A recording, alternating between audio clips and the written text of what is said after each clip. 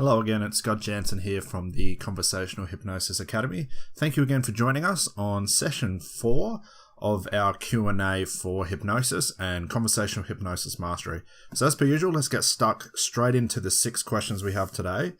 The first question we have is, hi Scott, do you have any tips on using Skype for hypnosis? The answer is yes. When using a medium like Skype, with or without the camera, but also you can use these considerations in regards to using a mobile phone, your natural way of doing hypnosis, your normal intervention strategies and style of hypnosis can be easily transferred over to Skype. But there's just a couple of things we can set up to make sure it's more of a proficient session. Now, if you have the camera opportunity to have on with your clients, and something you always want to ask first, so they're happy to have it on or off.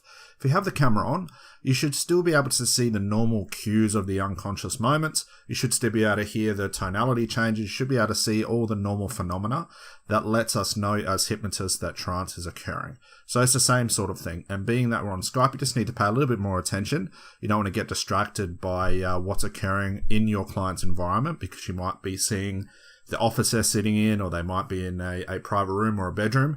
Just yourself as a hypnotist, just avoid getting distracted by what's happening in the background. Now, with Skype with the camera off, it gets not so much more difficult, but there's just a couple of things you need to be aware of. Being that we can't see the visual clues, we can start to listen to more audio clues or auditorial words, or even the sense of confusion, the umming and ahhing, the normal unconscious moments that you would notice by dealing with someone you cannot see as well. Now, it's not to say that it's going to be any more difficult. It's not to say it's going to be any more harder. There's just things you need to keep in mind and pay a little bit more attention to. Now, in regards to the setup for Skype, one of the easiest ways to do it is, if the camera is off, is to ask your client what's happening in their environment before you even start the session. So you might want to know if your client's sitting down. Are they holding a microphone? Are their arms rested on the desk? Where are their feet located? Are they wearing shoes even? Can their feet feel the floor? All of these sorts of things let you know and gives you a visual image of what's occurring in your client's environment that you can later on use if you're looking for more the hypnotic phenomena style of hypnosis. And it also stops you assuming and guessing. You do not want to be running through a routine where you might be making your client feel relaxed if you go down the more relaxation hypnosis, and you might be saying something along the lines of, you can feel the chair and you can notice how comfortable you can be and just allow the comfort of that chair and so on and so forth. And if they're not sitting, you automatically get that disconnect from the session. And there's something they can't agree with, so you're not dealing with more unconsciousness at that point. It's going to be something they reflect, and maybe something they will correct you on to say, well, actually, I'm not sitting, I'm standing, or I'm laying on a bed.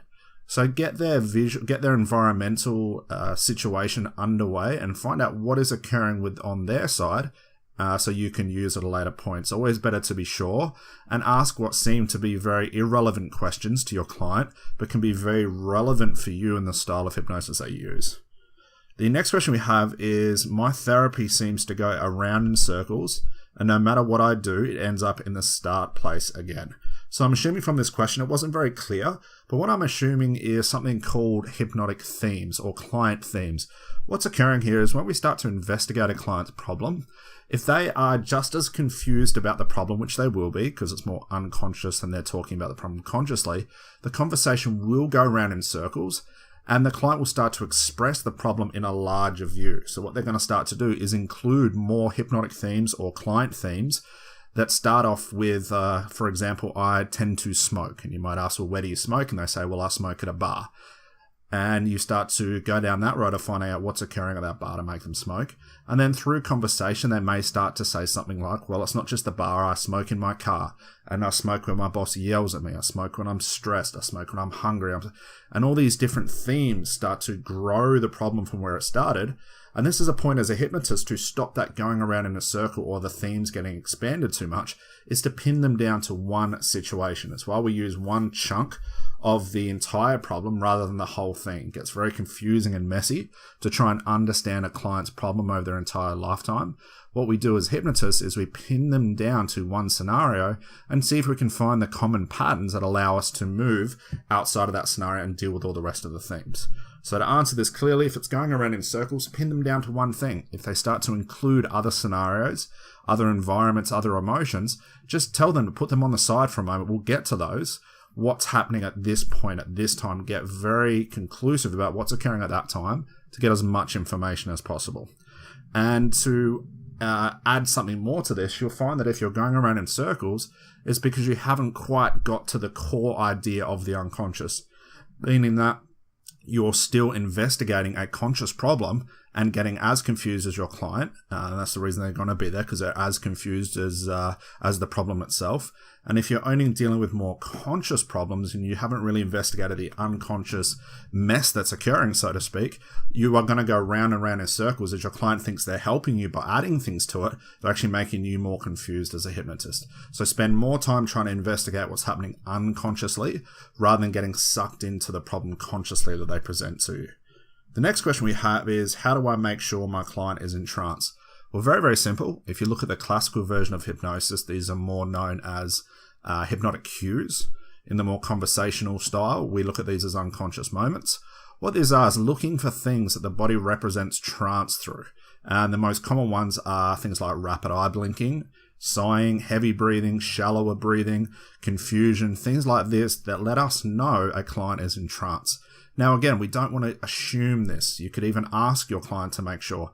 If you think your client is in trance, why not check? Ask them how they're feeling at this point, what's occurring. And if you're starting to see these unconscious clues and unconscious cues and also the unconscious moments, use them to your advantage. Never, never, never do we want to assume that we think we know what's going on. If you really are unsure, always ask your client. And these clues should be fairly obvious. When you see them, you'll notice them. But there's other things to look out for. You'll actually hear trance starting to occur the way your client expresses their issue. As they start to use more metaphoric language or start to talk about analogies, or they get confused about even talking about the problem at some point, these are a good indication that what's occurring is they're venturing into more unconscious territory, so to speak, and it's very hard to put words on. You're pushing them right to the boundaries of where trance occurs, where they don't normally send. And the great thing, and the thing we want to be doing is sending them to these unconscious territories, is because this is where we find out a better quality of information. This is where we're going to actually find out the constructs of the problem. This is where the conscious mind does not exist, which means that it's not going to butt in as much. So our whole idea here is to get them to these unconscious territories, push them there, and try and keep them there as long as possible so they can investigate, so they can start to be absorbed by more of these trance phenomena. And it all comes back to just seeing your client go through this. You're going to see the clues. You'll hear the clues. You'll even get a sense as you connect with your client very well. You'll start to get a sense in yourself that I can feel that you're starting to enter trance, because you should be feeling it as a hypnotist too. And if you're unsure, simply ask. The next question we have is, how many sessions should I do for weight loss? It's a very easy question to answer. You will never know. Just like smoking, just like anxiety, just like alcoholism or drug abuse or anything like that, you will not know until you actually sit your client down and talk to them and find out how much you can get done in the one session. Find out the constructs of the problem, the motivation, the leverage, their likes and dislikes. What we want to avoid is setting up a pack of sessions that is irrelevant. You don't want to be setting up these packs of session if they don't need to be used. You maybe want to start to let your clients know after the first session that more is required, or you might even have to ask your client, hey, if you're happy with these results, do you want any more? Never prime your clients for it to be 6 sessions, 12 sessions and whatnot. Now, if you look over the old literature, it says that we're supposed to be doing between 6 to 8 sessions for any problem to work on the repetition to make sure the unconscious mind gets the clue. Now, there's one thing that's sort of downside to this sort of mindset is we're taking the authority and also the power of the unconscious away from it. The unconscious mind works very, very quickly. With the right routine in place, you can get a lot done in a single session. It's not to say it's all the time it's going to be like that, but as you start to work with 6, 8, 12, 15 sessions, we almost start to waste our clients' time.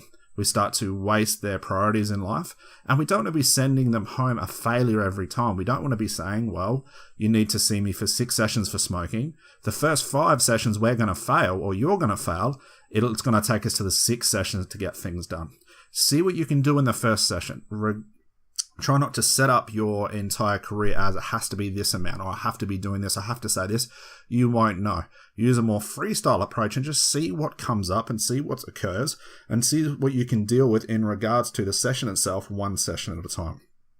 The next question we have, question number 5, is can I combine Ericksonian hypnosis with normal hypnosis? The answer is absolutely.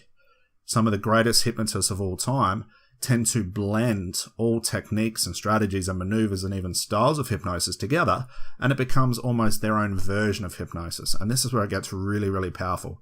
Regardless what label's been put on it for Ericksonian, conversational, covert, classical, script reading, whatever the case may be, it all ends up in the same place. So blend all together. See what you can do. Have some fun with it. Sticking to one style and one technique is one of the worst things we can do with it as a hypnotist, because that keeps us stuck without the flexibility. We need to have flexibility and also creativity as a hypnotist to really reach those places of hypnosis that a lot of people strive for but rarely get. So if you find yourself watching your mentors or your own personal heroes in hypnosis and you wonder, wow, how are they doing this? How is this possible? We could almost put our finger on and say it's their blending approach they're taking that allows them to be so creative. The last question, question number 6, is if my client gets confused and can't answer my questions, is this okay?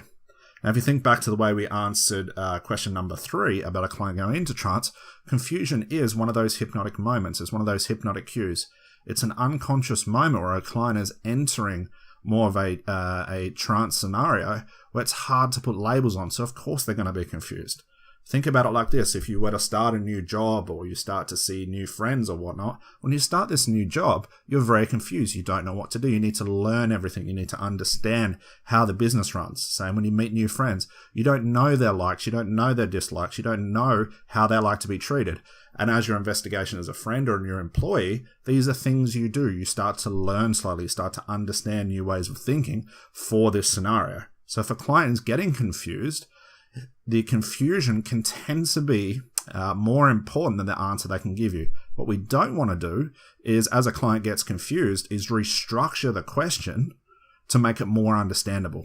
Because if it's more understandable, they're more than likely going to give us a conscious answer. So if your client's confused and you can see them having to really think about your questions, don't interrupt them. Because whatever comes out at that point through the confusion is going to be of a higher quality of information that you can later on use as a hypnotist that'll work in your favor. So we need to work with more unconscious material rather than conscious. So there are 6 questions for today. Hope you enjoyed. Stay tuned for session number 5, which will be viewable in the next few days as we're getting a lot more questions coming through. I want to thank all the people that sent these questions through. These were brand new. If you do have a question for us to answer, please send us an email or just something to let us know in maybe our social media, info@conversationalhypnosisacademy.com, and we'll be sure to add it to the list of questions to answer. So until then, we'll see you next time. Thanks for tuning in. Bye-bye.